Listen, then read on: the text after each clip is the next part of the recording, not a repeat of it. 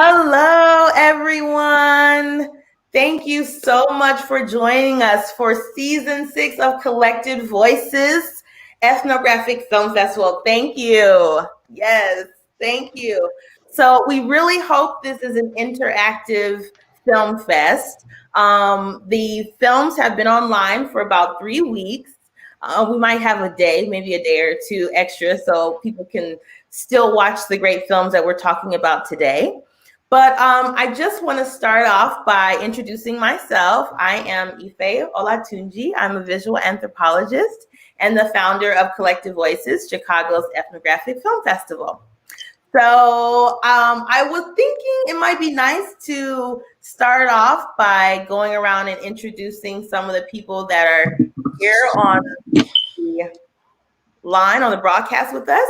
And maybe you could just start off by telling us your name and what film you submitted and, how you doing today? I don't know, let's, keep it light.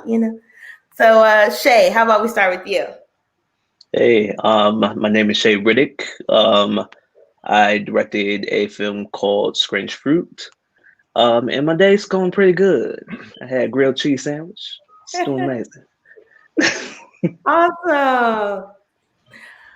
Maya, how about you? Hey everybody, my name is Maya Sinclair. I shot, directed, and produced Barbershop, The Makings of the Black Male Identity, and I'm doing awesome today. Super glad to be with you guys. I love that this film festival is in Chicago, the best place for independent film. Awesome. Let's keep it going. How about Justin? Okay, yeah. Hi, my name is Justin Golak. I submitted the short film Statements. I'm actually a stand-up comic in Chicago, and actually the film is based around an hour of stand-up comedy I recorded last winter. So I wrote and acted in the film and then had some friends help me direct it. So yeah, that's the film I'm showing, and thank you guys for having me. Yes, love a good comedy. Thank you. How about Mike? Hey everybody. It's 11 o'clock where I am here in Switzerland, and I made the film The Healer and the Psychiatrist. It took me 20 years to finish it, and I had a great day with the kids in the zoo today. That was my day. Gosh. Yes, a call in from Switzerland. This is awesome. Thank you so much for joining us. Pleasure to be here. How about you, E? Hi, I'm E. I was the director of Whole. I'm not the only person representing Whole today, but I'm feeling good. I'm excited to be here. This is like my first thing as a director, so I'm really excited to be here. Awesome. How about Ryan? I too am excited to be here. Thanks for having me. I am representing Whole. I wrote it and I got to act in it and I got to direct it. So it was really fun. And yeah. Oh, that's really great. And I know we have Hassan on the line. I don't know if he's able to communicate yet. Is your mic working yet? Say hi, Hassan. Say hi.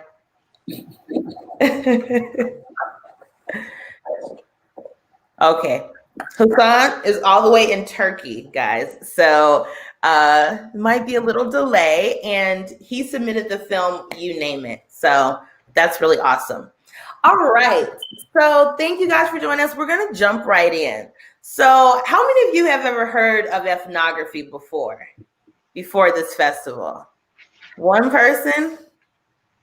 I'm assuming, Mike, you've heard of ethnography before. Yeah? Yeah, sure. So, how would you guys describe it? What did you think ethnography was before this festival? What did you think it was? Well, so I heard of ethnography while in my master's program. So I'm getting my master's at DePaul University, and one of my program is self-designed. So I get to kind of take whatever classes I want. And as a filmmaker, I love to continue to take classes. So I took an ethnographic documentary filmmaking. And the way my professor, Greg Scott, he told me it was basically observation with no interference, with no manipulation from the outside world. You're really just there to observe and take notes. And it's probably the truest or purest form of documentary making, because I mean, you know, when you get into the edit, you can manipulate a little bit, but you really want to stay to what's true, and you want to show what your camera sees. You want it to, when people watch an ethnographic film, you want them to watch it as you watched it happen, without as much manipulation. And you know, when you do narrative, you could kind of like cut and splice and direct and move. And when you're doing an ethnographic film, you really want the story and the people to tell the story instead of you trying to edit and direct a certain way. Wow, that's a very good definition. That's very on point there. Mike, do you also work in anthropology? I believe, are you a medical anthropologist? I've been teaching visual anthropology for the last 10 years. Yeah. To students in Kent. Okay, so this is valuable knowledge. Yeah. How do you describe it, or how do you define it for your students?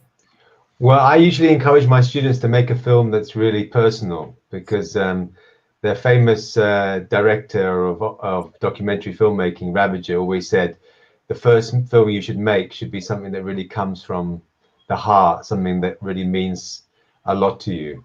So I always encourage my students we do exercises where we vision and we think about what's really touched them, and we do lots of exercises that get them to feel their own histories, and then we encourage them to make films about that. And they've also learned about observational filmmaking, and they've learned about reflexive filmmaking, where you kind of talk about yourself and the production of the film within it. And they've seen things like ethnofiction, which is where people make fictional stories about things that are very true to them, but that they're able to act in and communicate important things about. And so my students they mix and match. They just take what they need and do stuff that's really creative and personal. Sometimes really outrageously so, sometimes modestly so. But so I see ethnographic filmmaking as a kind of a much more of an open category. So I don't. Absolutely. Yeah. So did you get a chance to check out some of the films? Because that's my next question. I had hoped you guys would also have an opportunity to watch some of the different films that are in the festival, because that is our goal, to really expand the definition of ethnography. So I do think, especially in North America, I actually went to school in Europe. I went to Manchester as well. So I do think it's a lot more integrated in Europe as far as cinema verite and observational cinema as methods of filmmaking. But in North America, we kind of think about it as fiction and documentary, and documentary is typically expository. It's usually something that happened in the past, and we're reflecting on it and going over it. And I really wanted to show that not only can documentary be things that are happening in contemporary scenarios or in real time, something that we're watching in verite, but also that it can be fiction, that it can be non-fiction, but also not documentary. It can be things like reality television. It can actually be things like commercials. I've showed music videos. So we really want to show examples that explore the various ways that ethnography can be expressed. And so if you haven't had a chance to watch the films yet, I really encourage you to go ahead, later today or tomorrow, get that one last chance in to watch the wide variety of different films. I actually want to take it now to our fiction filmmakers who are here with us and ask you guys, how do you think ethnography played a role in your films? I'm not going to pick. You just start. Whoever wants to go.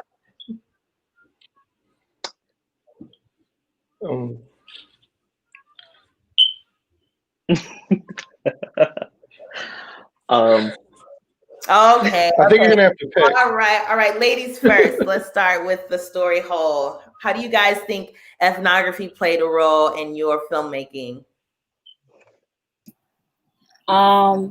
Well, for me, I just think that, I mean, it's a very real story. It's about female genital mutilation, and that's a thing that happens like worldwide.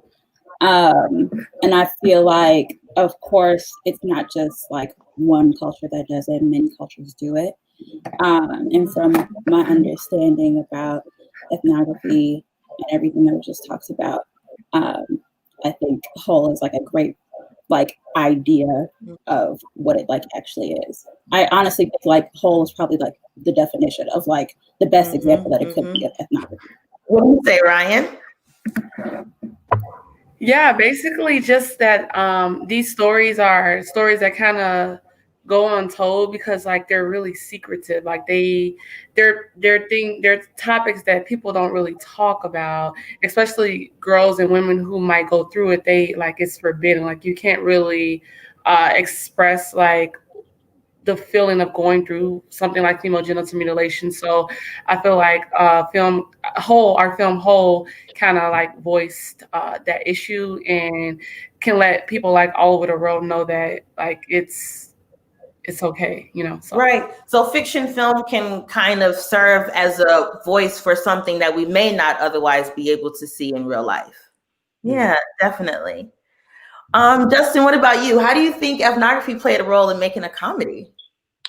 Well, like I was saying, you know, when you introduced me, the whole audio track of my film is actually just my stand-up, and I think that, you know, I actually, you know, wrote something for a friend's publication once about like the stand-up special and like what it is in terms of film, and it's just weird because it's not really fiction, but it's also, you wouldn't call it a documentary. So I think like you and Mike were talking about, it's you know, maybe it's a purely American thing. Maybe they have more, you know, more of a spectrum in other countries, but for here it's like, it's kind of like you were saying, it's like, is this fiction or is it documentary? I think there are a lot of things that don't fit. And yeah, I think when you're writing stand-up, I mean, you're talking fourth wall breaking style to an audience. So, I mean, I think you have to connect in some way. Even if you're doing something absurd, I mean, the absurdity only works because everyone recognizes that it is absurd, meaning that you are connecting on reality. So, I don't know, especially in a world now where it seems like realities are fracturing and everyone has their own, I think it's more of a challenge to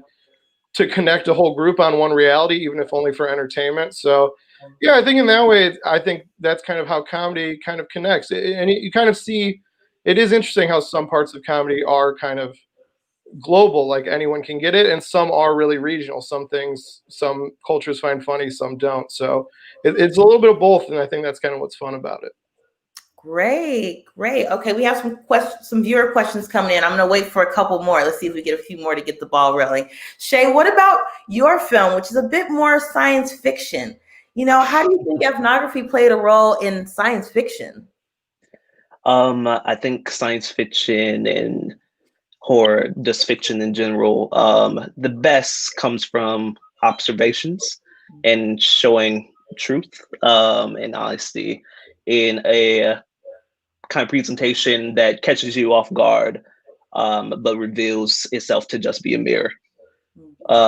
So I'm definitely a observer of the world, especially now. And I really hope that the film that I filmed 5 years ago now, it's becoming more and more obvious that the little things that I picked up has played very loudly in our world right now. Yeah, they're still very relevant ideas. Absolutely. And it's so interesting that you mentioned horror as well, because the fear and the emotion you get from your film is, you know, is definitely something I think as a society we are more familiar with interconnectedly, you know, in a way. So to speak about some of that connection, one of our viewer questions is, I'm guessing she's saying, how does this expression maybe, I think maybe filmmaking, how does that influence how you think and feel? So, you know, maybe could you identify some influences that have really shaped your filmmaking? I'm not sure if that's exactly where she was going with that, but, you know. Um, Oh, I was going to start talking. I hope that's okay. Yeah, for me, since I didn't write this, I had just had the body of like what Ryan did, and a lot of influences I get from, because I see it as like a thriller horror, because this is something that's definitely very horrifying. It's definitely very real. Like female gender mutilation should not be happening, which is my personal belief, of course. But I really enjoy a lot of thrillers and horrors. My favorite movie is Coraline. It's not the scariest movie on earth, but that's my favorite movie of like life. So I didn't get like all of my inspiration from Coraline, but like the idea of just like, I don't know, horror and thriller is just where I got it from, specifically for Cole. Inspiration. Mm-hmm. I'll go. Well, the inspiration for this film kind of came from real life. The style, it's kind of something I developed in the edit really for this film, but the inspiration came for the film specifically came from my husband. He gets his hair cut every 2 weeks. It's the same barber every single time. He does not deviate. On our wedding, his barber came to the hotel to cut his hair. He don't play. And then so some of his friends also go to the barber shop with him. And I just kind of wonder, I'm always creating from a Black feminist aesthetic lens, with like, you know, the importance of intersectionality and personality and your identity and how that is formed, and how the world kind of helps you form that. And so for this, I'm always making movies about Black women. I stand Black women. But this one time I wanted to try my hand at taking the Black feminist aesthetic and applying it to Black men in this way. So yeah, that's how we kind of got here. I wanted to know what the world looks like to Black men when they go to the barbershop. Is this a place of refuge for them? Is this a place for them to let their hair down and take the mask off that they present to the world? So like, that's kind of the inspiration for that. And then just my overall inspiration, I create very like Daughters of the Dust, love films, very, very like artsy, but it's very beautiful to look at in a sense. But it's also very pointed in a way. So aesthetics play a role for sure. Oh yeah, it's got to be good to look at. Absolutely. I mean, to look at sometimes grungy, dirty films are cool. Like, you know, if it's intentional. But I mean, aesthetics are always a vibe. Yeah. So actually, it makes me think of Mike's film too, because I do think it's really beautifully shot. So I didn't know, what was your process in shooting? Did you have like a DP with you? And, you know, because usually anthropologists are like on their own. So I never get to shoot anything that good. So I was wondering, you know, what was your process? You mentioned it took you about 20 years. Well, coming back to the inspiration, one of my first inspirations was the way that Tongan people use video. Because when I went there first to do research for my PhD, I took a video camera and I was asked to video for other people. And I often got asked to video funerals that some of them were really long, like 2 or 3 days long. And I'd be there next to the body, filming all the people coming up and kissing the body. But what was most interesting was then what happened to the video afterwards. Then they asked me to make copies and it was sent to family members who couldn't come to the funeral in Australia and New Zealand, all over the world sometimes. And so I got very inspired by the way that Tongans use video as a way of kind of connecting, as a gift for some other gift that was given. And when I first went to Tonga, I wasn't a very particularly good filmmaker. I just recorded what I saw. I didn't know what a close-up was. But it was over the 20 years, and every time I went back, because the film is made up of about 4 different visits over 20 years. Every time I went back, I got a little bit better, and through teaching also, I became more aware of what I needed to do. So by the end, my shots were much better, and I was shooting kind of decent material. I could still get better. I mean, I'm not a fantastic cameraman. There's hope for me yet, is what you're saying. Yeah. We'll have a shot. Okay. Yeah. Yeah, but I think the bottom line is really, for me, is really making a film that connects to the people who are in the film and serves a purpose for the community, and also as feedback. So I did a lot of feedback sessions where people would see the film, give comments, and help me see what needed to be shown for a wider audience. So what I'm most happy about is that people who are in Tonga like it and people who aren't in Tonga like it, because I thought that would be quite difficult, but in the end it worked out. Yeah, that was actually my next question was about, what's been the reaction or how have audience received you guys? Now, when I started the festival, my intention was to have us all together in a space so that we could see each other's reactions to films as well. Because it's kind of like tangential to be like, oh, how did people react to your film that one time you showed it? But, now that we've, we're living in the time that we are, it seems appropriate to ask, So when you have shown it or been able to talk to people, what has been the feedback? What has been the impact of your film on, your audience?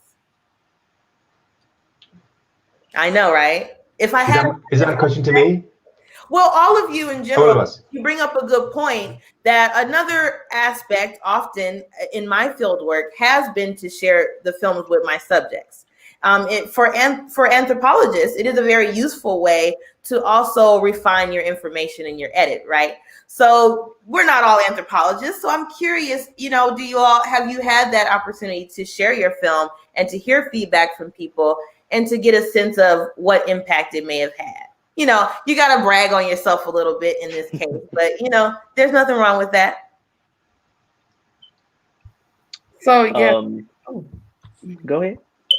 Okay. Who wanted to go? I'll go. Hey, it's been a varied response as far as what crowd gets to see it. The kind of demographics, that the audience is made up of, and also how differently it plays kind of after something similar to the film happens.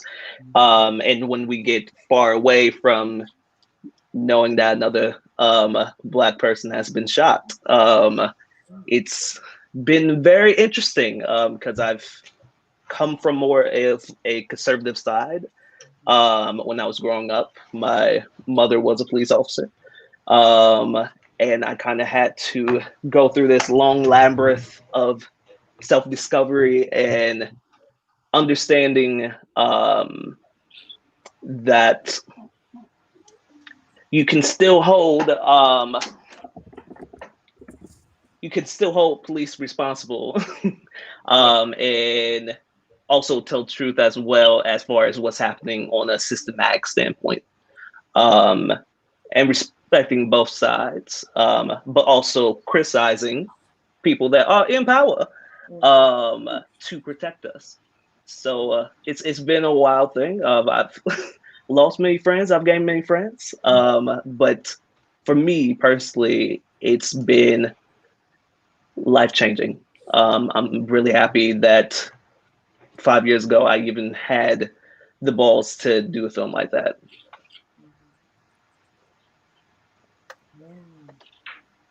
Thanks. Who's next? Raise your hand. Okay, go ahead, Ryan.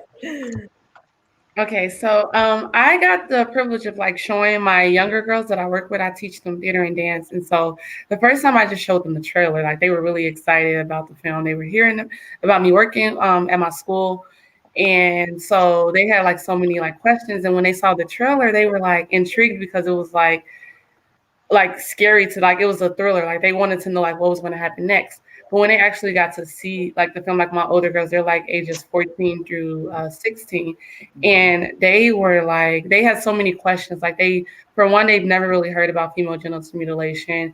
They were confused a little bit, why does this happen? They had so many questions that I couldn't really answer. I answered to my best ability because I'm not a pro or anything, but it was just interesting to see how they they wanted to know more. They wanted to go out and research and meet travel and go to countries where they could just, I don't know, better understand these issues. And so that's been kind of like my response. And then like with my peers, some of them don't know either, so it's just interesting because it's like it's informing them on what's going on in the world, and that's kind of exciting. Definitely. Justin, what about you? I mean, being the comedian is all about feedback. Yeah, and I think that I was definitely nervous because I was doing something different. I feel like I just, this is the 4th hour of stand-up I recorded, and I'd done it the traditional way, and I was just like, I cannot put out another, as I call it, like person on a stage with a mic stand-up special, especially now, like with Netflix and everything. It's just like, you've seen so many, they all blend together.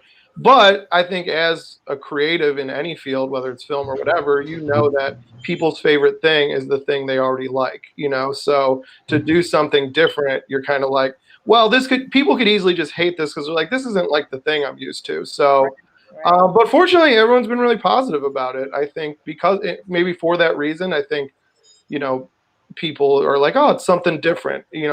I like it, but I even appreciate that it's different. So, yeah, the people I've been able to show to have really enjoyed it. And, I was able to, it was like a super small crew of people, like literally under 10 total for like the 6 short films I did. And so, but they were all great. So yeah, it was a group effort, and it was nice because I'd never made a film before. So I just tried to find like 3 or 4 very talented people and be like, these are my ideas. Is this a thing? And they were like, yeah, it's a thing. We can make that a thing. And I was like, all right, sounds great. So yeah, it's been great to get feedback on it for sure. Yeah, definitely. Yeah, Maya, I was going to say, did you ever show the film to the guys in the barbershop? Yeah, absolutely did. Actually, when I was telling my husband about this festival, because we were going to do a screening at the barbershop for the community, and I was going to do it in the spring because they do like this big like after school thing, and it's really good for the community. And I was like preparing to show it to them and do a screening, and then Corona hit. And so we everything kind of just went to a shutdown. And so my husband was able to go, like when the barbershops opened back up, he was able to go up there and he showed them the film. They put it on all the TVs around the barbershop. The guys really think it's awesome. Some of them are like, man, why wasn't I in the film? Blah, blah, blah. And they were really, I got a lot of positive feedback from them. They thought it really put them in a great light, and really got into some of the stuff that deals with the Black male identity, forming bonds, how they interact with each other, what is communication. And they were having some really good conversations. My husband came back and he was just like, yeah, they won't stop talking about it. Everybody stopped cutting hair. We all kind of like, just sat around, and it was able to create a moment of community for them.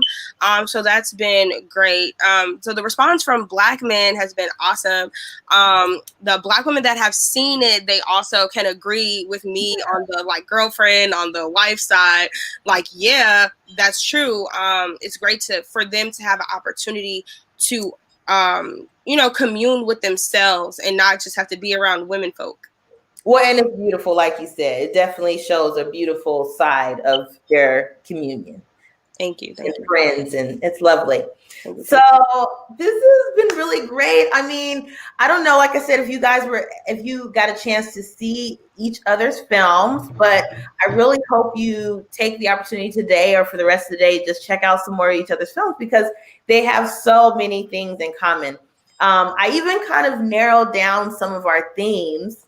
And, I see, there's a couple of interactions, you guys, their stories overlap. I think you can hear just from talking about it. But I just really wanted to highlight that when we're getting into the root of who we are as people, be it individuals or collectives or groups of people, there's something that's universal about that.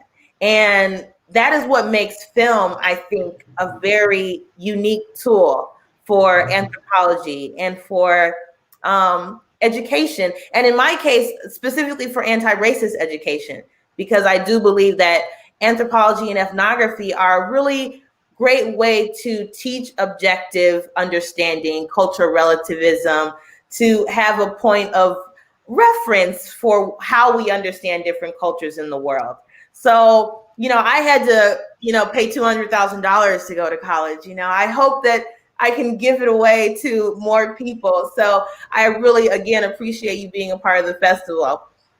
I think, unless we have any more questions, I know there were some other filmmakers like Hassan that was out there. I think Melissa's here. If you guys want to say anything about your work, if you just want to introduce yourselves and let us know about your film or any thoughts you had about ethnography, I just want to make sure everybody gets a chance to, chime in before we move on to the awards part of the ceremony. Yeah, Melissa, are you there? Oh, okay. This is hard, guys. All right. So first of all, we're going to move into the second portion of our festival. Now, again, if we were able to, okay, great. She says she's here. She's watching. If we were able to be in person right now, I would definitely be dancing and jumping up all over the stage because I'd be so excited to show the winning films one last time. Okay. So I'm not going to show all of the winning films, but we are going to show a clip from our favorite runners up. But I do want to announce, before I get to that, I want to say thank you so much to our sponsor, itsjustshort.com. So yes, give it up for them, you guys, because this year, everything changed on a dime, as you understand. And I literally was racking my brain, like, how am I going to pull this off? How am I going to show 30 films online? How am I going to host people? How am I going to have a Q&A? And It's a Short came through. So, this is a service that they provide to pretty much anyone that wants to show films. So, if you guys are going on and deciding that you want to premiere your film or show your film to a wider audience, you can make a little festival out of it for yourself, and utilize the services of It's a Short. So that's something I really want to encourage you all to do. Now, I wanted to initially offer it for free because this is, again, something that I always want to make accessible to the most amount of people. But again, because of that, I couldn't offer it for free. So I do appreciate everyone purchasing tickets, sharing the website, buying a flash pass, anything. Thank you so much for your donations and all of your cash, because that is going to our filmmakers, okay? So, and of course, to keep the festival running every year. So thank you so much to everybody for helping support the festival. Thank you to Contexture TV, which is also my media and website partner. Thank you so much. Thank you also to Yayo Arts, which is the arts collective that supports independent artists. They can provide organization, accounting, support, anything you need as an independent artist. So Yayo Arts, check them out. Thank you to the City of Chicago for being a founding supporter. Thank you to Community Film Workshop and Real Black Filmmakers. If y'all out there, hey, holla, Chicago, yes. And thank you to Margaret for always being a supporter and sponsor. And last but not least, let's thank the University of Chicago for being a sponsor this year for Collective Voices once again. So thank you to all the people that have really helped to make this come together. It was not an accident or just, this is work. This is real work, okay? I make it look easy though, All right, guys. So I'm going to get into my last list. Let's see here. All right. Of course, I have to find my email. Sorry.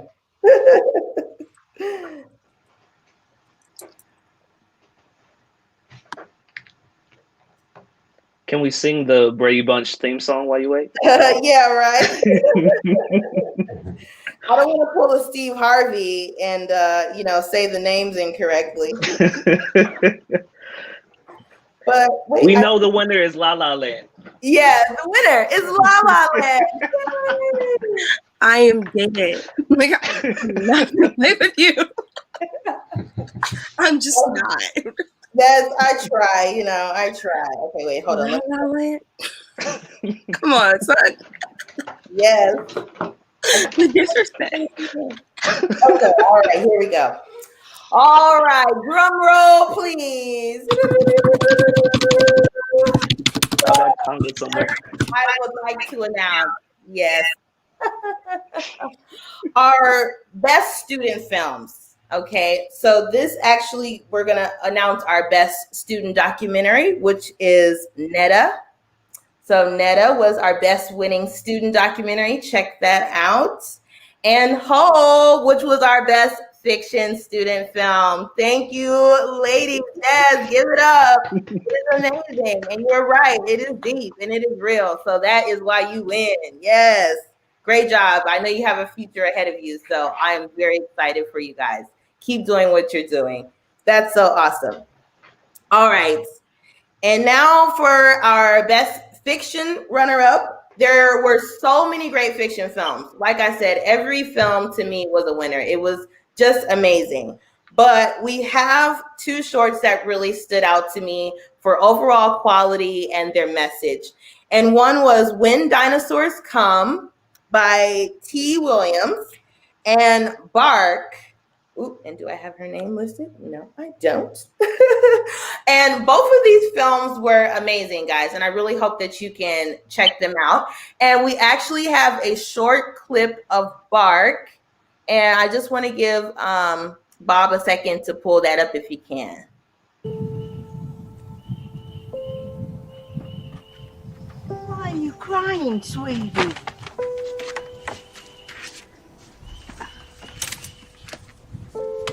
Huh? You gotta speak up. You won't get anywhere in life unless you speak out. It's not fair. Everyone knows who they are, what they are, but me? Everyone says that my skin tone means I can do something, like run fast, or I don't know, like there's some expectation for being black. And then I go home and nobody understands. And especially not my mother. All she sees is this group like my dad. Like I'm a stain or something. And I don't even know my dad. Only the color he left behind. See that dog over there? Yeah, it's cute. A cute dog not gonna cheer me up though. No, it's not supposed to. It's a mongrel. Or a mutt if you want a lighter term. You don't see him crying. He's proud. You should be proud too of all the cultures that have come together to make you uniquely you. So, are you calling me a dog? No, I'm just trying to get you to understand. Well, if you don't want to be a dog, would you like to be a tree? A tree? A tree. Trees are magnificent things. They have sprawling roots and spreading branches and thick bark. So, I'm a dog and a tree. I thought you were gonna try to cheer me up. I'm trying to make you understand, Harper. But I told you, I don't know who I am. You're Harper. Isn't that enough?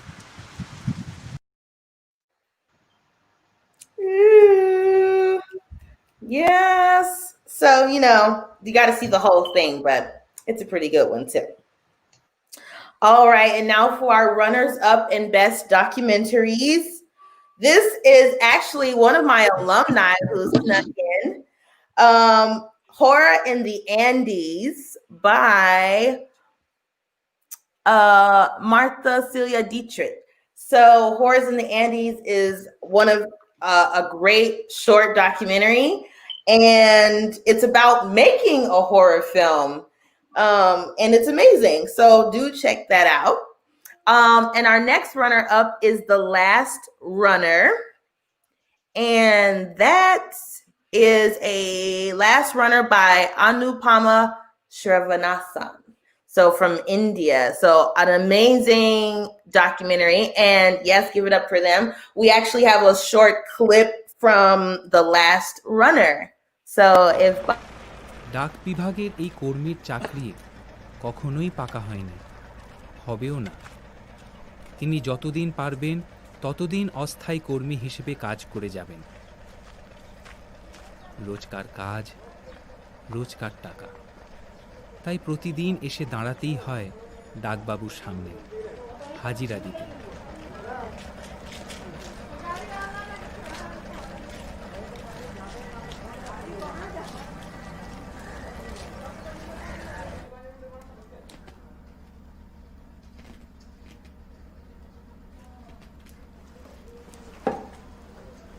কালীপদদা, doctor আজকে এত দেরি হলো কেন আপনার?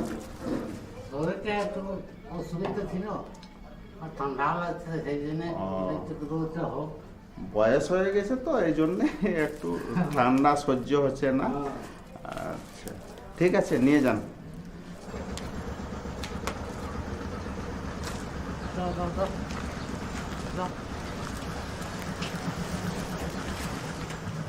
কালীপদ মুড়ার জীর্ণ শরীরের ক্লান্তির ভার বইতে হয় তার ছেলে শম্ভুকে। কারণ ডাক নিয়ে যেতেই হবে, পৌঁছতেই হবে এপার থেকে ওপারে।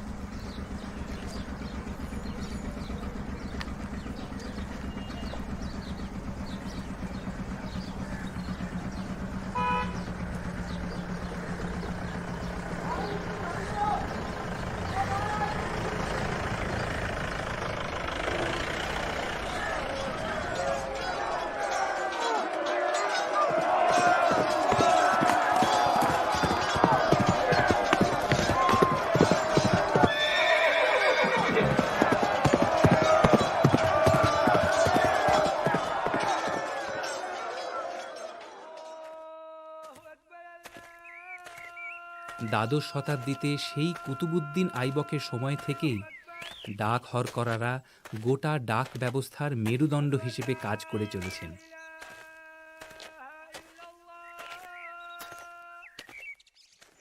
মুঘলদের আমলে 4000 বাদশাহী হরকরা ছিলেন। তবে সপ্তদশ শতকের অওধের হিসেব ধরলে সংখ্যাটা 20,000 পেরিয়ে যাবে।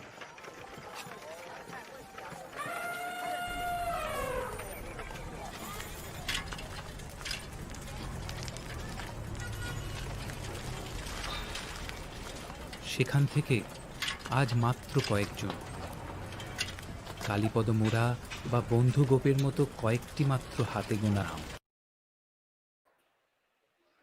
Wow. So, yeah, if you guys, that is a really interesting documentary about the postal service in rural India. And I just think it's so relevant considering America had so many postal problems that I thought there was a very interesting connection there. But, you know, they're down to this tradition where people still have to walk to rural locations to deliver mail. But there's no people left that want to be the mail runners. So it's a very interesting conundrum of tradition meeting current times. And I just thought that was a really great film. All right. So now for our final cash prize winners. Our best short film is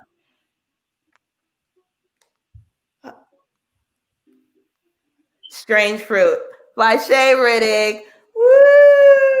So I did that for a dramatic pause. That was yeah. Gotta have some fun up here, guys. Come on. Yes, Shay, you won. That's excellent. So you guys, we actually have a short clip of Strange Fruit that we're going to show right now also.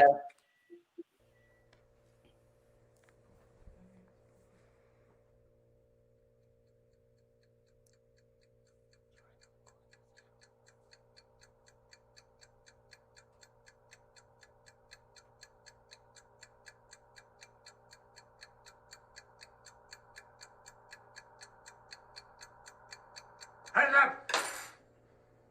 Are you alone? Kochak. I hope you enjoy your pie.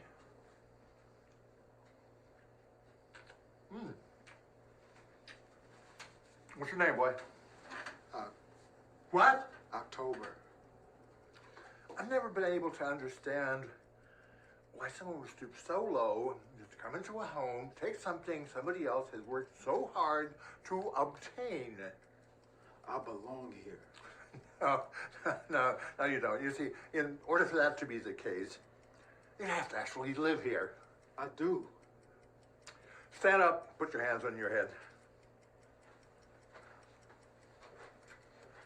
No. Don't sweat me, boy.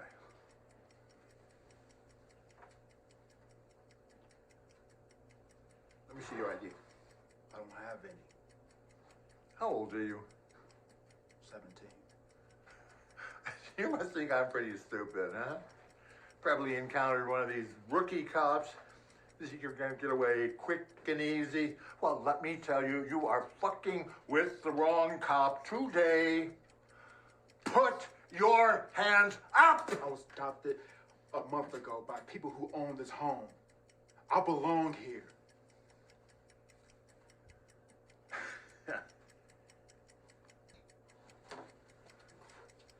Were you albino when you were younger? This is Rich. What if he's right? Oh, what if he's lying? Remember who came in through the back door? Officer, I believe that was you.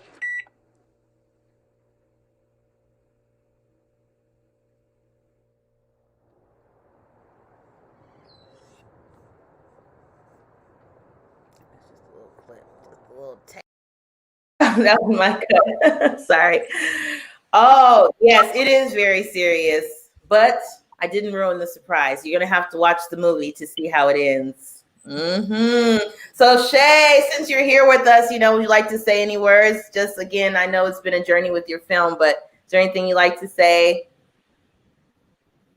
I'm very thankful. I always have to brace myself when I watch film, even now. It's both very humbling to know that it still affects people today, but also not comforting that it still relates today, and there needs to be something done about it. So I hope that the film opens more eyes. I don't know how many other eyes need to be opened, but I'm just very honored to be a vessel for the message. Yes, give it up, you guys. Make sure you watch it. It's an amazing film. It's really great. And I've been tracking him down to show his film and share it in as many places as widely as possible for years. So thank you so much for this opportunity. And now for our best feature. It was really hard, guys, but the best overall feature that I think we had this year was, last drum roll, please. You Name It by Hassan Demetrius. And I know he's not on the line right now, but Hassan, if you hear us, congratulations. He produced a feature-length documentary film that follows survivors of the Holocaust of 1940s, as well as the Armenian genocide. And they all live in Chicago, and he follows their stories. And it's just an amazing journey, and it's very touching and real. So check it out, you guys, because, it's not easy to make a feature-length film, and it's definitely not easy to make a documentary. So I just think he did an amazing job with the resources and creativity and the knowledge he had, and bringing a story about Armenian genocide to light and showing how it relates to these other historic moments. So thank you, Hassan. You did an amazing job. Thank you. Make sure you guys watch it. It's great. So that is all that I have. So once again, I just want to thank you guys. I will be sending out prizes and awards, laurels, and just a reminder that everyone in the festival is a winner. So by all means, please use our laurel, please use our tag. If you ever want to reach out to me for any information or advice or anything that I can provide, please do. Just like I said, I've known Shay for years. I try to stay in connection with my filmmakers and just try to build a community that we can all support each other. And so it means a lot to have you all here today. And don't get it twisted. I didn't pick Shay. The audience picked Shay. I did not pick him. It was not a rigged election, okay? We did vote fairly. I'm a comedian, you know. That's too close. That's too close. Too close to home.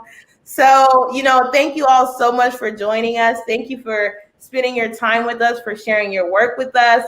I just want to open it up to you guys if you have any final thoughts or questions or anything you want to share before we sign off. And just make sure I didn't miss anything. No, I just wanted to say thanks for the opportunity. I'm excited. I'm like really pumped to be here and to experience this. And thank you for like starting this. Yeah, thank you guys. Yeah, I was just gonna say that living in Chicago, doing comedy, I've been here like almost 7 years now, and the thing I like about living here is just I feel like I have a lot of comedians as friends, but I also have a lot of musicians and actors and writers, and I feel like that's something that when I talk to friends who live in like New York and LA, it's not as true. You kind of hang out in your own artistic bubble. So, but I didn't know a lot of filmmakers, so unfortunately, you know, as part of like actually applying to film festivals, I was excited to meet people in person. That couldn't happen, but it was still nice to meet you guys here. Absolutely. As soon as Corona's over, we're yeah. having our international reunion, okay? I've got 5 years of people to bring together, so we're going to make it happen. I want to say a big thank you to you, Ife, for organizing this, because I don't think anyone really appreciates how much work it is behind the scenes. I mean, not only because of the pandemic hitting it, but also just the long haul. And I think what you set out to do is working. No, I think it is. I mean, just the fact that we're here today, and that globally, people can see the films that you're supporting. And I'm very much looking forward to see Shay's film. Yes. I saw Hassan's film; it was incredible. Yeah. And I think it's also a great resource for us teaching at universities to take the films from your festival and share them and then create more conversations around them, which is the goal that Shay had for his film, which I think is really very, very important. Yeah. Absolutely. And thank you for saying that, because that is exactly what I hope everyone can take away from this, is that, you know, film can be a tool for learning and sharing and expressing and touching and connecting with each other. And while we are physically apart during this time, you know, this is a great time to reflect on how much more we can connect internally. So thank you for sharing that love of film with me and for allowing me to share it with a wider audience, hopefully. So thank you. Yes, I want to continue to be connected to you all. And I do teach as well. I do lecture. Yes, I do. And I travel as soon as the travel bans are lifted. So, you know, thank you all so much. And I hope I can continue to be a resource for all of you. Thank you. All right, guys. Thank you so much for coming. Awesome. Thank you to our audience out there watching, live streaming. Thank you guys so much for coming. Hope you're enjoying it. Check out those films for the rest of today. Come on, check them out. They're amazing. Don't wait. Bye.